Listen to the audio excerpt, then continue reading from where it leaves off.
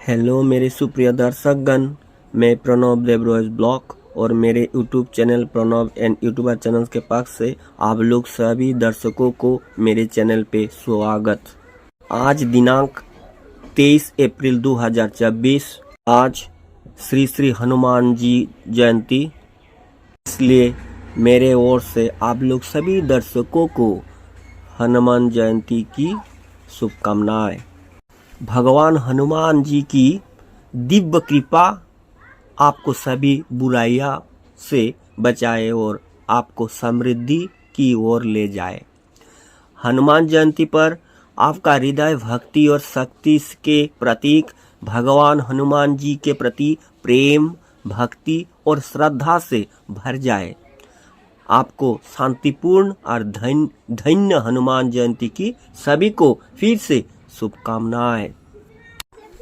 तो मेरे प्रिय सुप्रिय दर्शकगण, आप लोगों के साथ मैं एक बात लेके शेयर करना चाहता हूं कि हनुमान जी का जो आज 23 अप्रैल 2024 में हनुमान जी का जयंती हो रहा है, इस हनुमान जयंती का अर्थ क्या है? हनुमान जयंती संस्कृत हनुमत जयंती, रोमानी भाषा में हनुमान जयंती एक हिंदू त्योहार है जो हिंदू देवता और रामायण के नायकों में से एक हनुमान जी के जन्म का जश्न मनाता है। हनुमान जयंती के उत्सव भारत के प्रत्येक राज्य में समय और परंपरा के अनुसार अलग अलग होता है। तो आप लोग सभी दोस्तों को जरूर ये सुनकर आश्चर्य होगा कि हनुमान जी का जन्म जयंती सालों में 2 बार क्यों आती है। हनुमान जी का जन्म चैत्र माह की पूर्णिमा के दिन हुआ था। यही कारण है कि इस दिन हनुमान जयंती मनाई जाती है। हालांकि कार्तिक चौदहवीं के दिन हनुमान जयंती मनाने की भी परंपरा है। कार्तिक माह के कृष्ण पक्ष का दिन हनुमान जी का जन्म कहाँ हुआ था? भगवान हनुमान जी का जन्म अजन्नाद्रि पहाड़ियों में हुआ था। किष्किंधा वर्तमान हम्पी के रूप में इसका प्रमाण है। हो सकता है कि बिहादास्त्रत बयान हो कि हनुमान का जन्म वहाँ हुआ था, लेकिन मूल रूप से वो स्थान था जहाँ हनुमान जी का जन्म हुआ था। हनुमान जी का असली नाम क्या है? हनुमान का पहला क्या नाम था? केसरी नंदन या केसरी सूता नाम उनके पिता पर आधारित है, जिसका अर्थ है केसरी का पुत्र, और अजन्य पुत्र, अजन्यार, अजन्युंडु और अजन्य सूता सभी अंजना के पुत्र को दर्शाते हैं। वायुपुत्र, जिसे पवन पुत्र के नाम से भी जाना जाता है, पवन देवता वायु का पुत्र है। तो मेरे सुप्रिय दर्शकगण, आप लोगों को ये जानने का जरूर सभी को मन में इच्छा है कि हम लोग जो हनुमान जी की पूजा अर्चना करते हैं, ये हनुमान जी का वानर का चेहरा क्यों है? भगवान हनुमान आधे मनुष्य और आधे बानर है। उनका जन्म कपि नामक एक शोध के अनुसार लगभग 58,000 वर्ष पूर्व बानर प्रजाति में हुआ था। उनके पिता इसी कपि जाति के राजा थे, इसलिए उन्हें कपिज भी कहा जाता है। हनुमान जी की पत्नी कौन है? पवित्र हिंदू धर्म ग्रंथ में उल्लेख है कि उनका विवाह सूर्य देवता की बेटी सुवर्चला देवी से हुआ था। वो भी माना जाता है कि भगवान हनुमान और उनकी पत्नी निसंतान ब्रह्मचारी है। रामचरितमानस और वाल्मीकि रामायण दोनों ही भगवान हनुमान और सुवर्चला देवी के विवाह का वर्णन करते हैं। हनुमान जी का सबसे बड़ा शत्रु कौन है?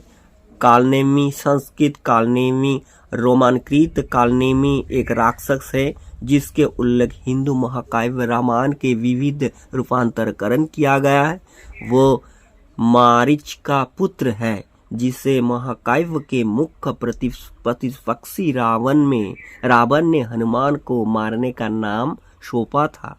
तो ज्यादातर पर मेरे जो सुप्रिय दर्शकों के लिए मैं कहना चाह रहा हूँ कि जो हनुमान जयंती है, जो हनुमान जयंती पर क्या खाना चाहिए।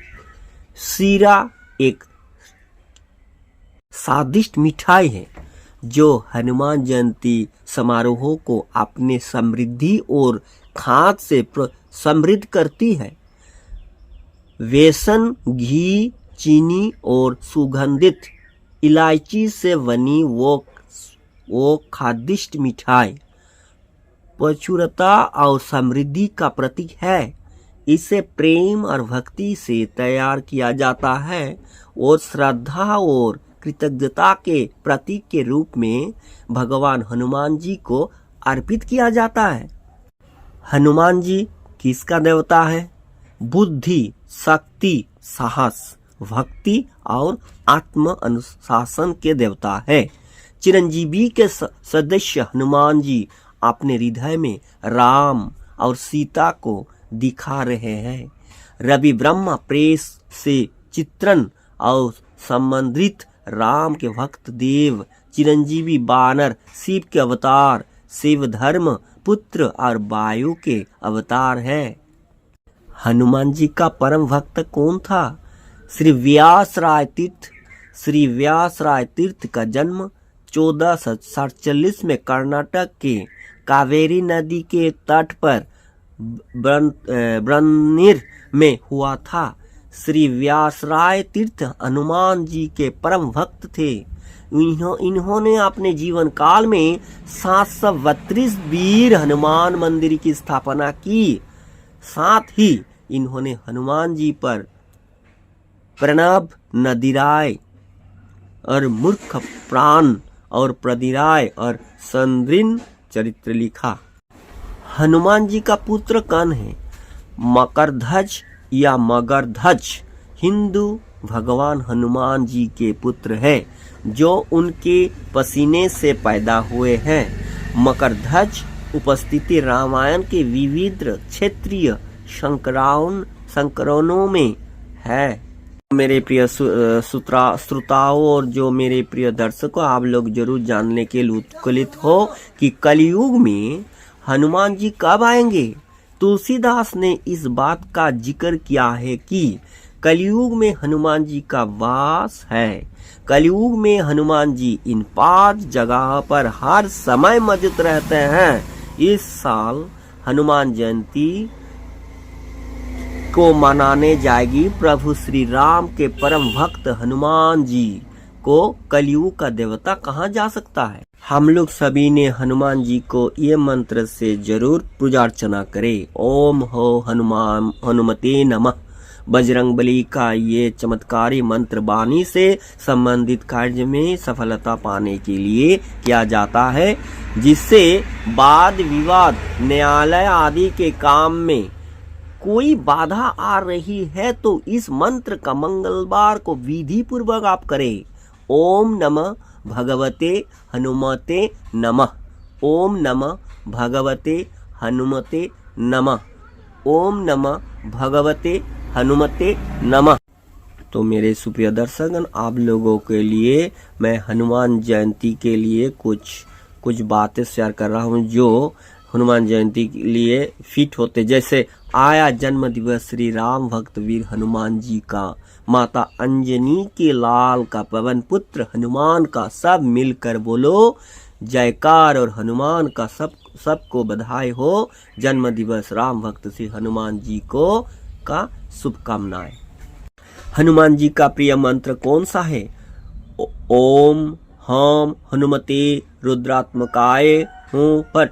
ये हनुमान जी का रुद्र मंत्र है। शत्रु भय, अनिद्रा, जनहानि के डर से छुटकारा पाने के लिए इस मंत्र का प्रयोग करना अत्यंत फलदायी माना गया है। ओम ह हनुमते नमः बजरंगबली का ये चमत्कारी मंत्र वाणी से संबंधित कार्य में सफलता पाने के लिए ये मंत्र उच्चारण किए जाते हैं दोस्तों। तो कुल मिला के हनुमान मंत्र कितने हैं? हनुमान जी को समर्पित कई मंत्र और स्तुतियां है। इनमें से एक है हनुमान जी के 11 नामों का मंत्र। हनुमान जी के 11 नामों का मंत्र एक बहुत ही शक्तिशाली मंत्र है। माना जाता है कि इस मंत्र का जप करने से भक्त को हनुमान जी की कृपा प्राप्त होती है। हनुमान जी का प्रार्थना कैसे करें? सच्ची आराधना के माध्यम से उसके साथ हार्दिक संबंध स्थापित करने का जरूरी होता है। ये जो हार्दिक संबंध स्थापित करने का प्रयास करे, उनके लिए घर में एक पवित्र स्थान बनाए।